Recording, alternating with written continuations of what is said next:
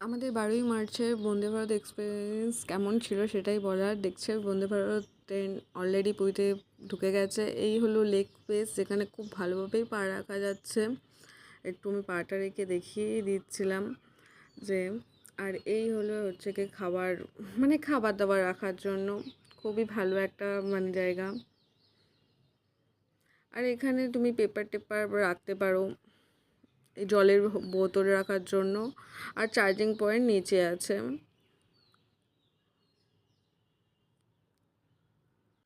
আর এদিকটাই হচ্ছে কি সেট ওপর নিচ যেটা করা হয় সেটা।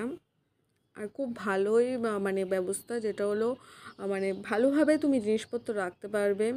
আর এখানে যে 3টে লাইট আছে, যেটাতে হচ্ছে কি করলেই আলো জ্বলবে। আর ট্রেন চলার আগেই হচ্ছে কি জলের বোতল, তারপরে হচ্ছে কি নিউজ পেপার দিয়ে গেছে।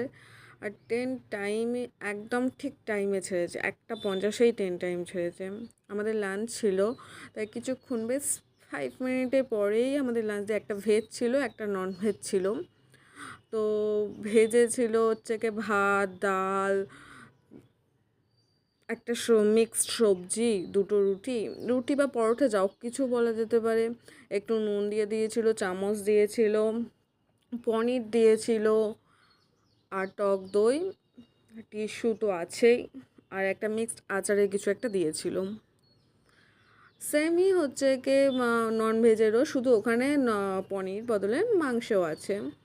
তো খাবার টেস্ট একদম ওয়াও, আমি বলবো খুবই ভালো।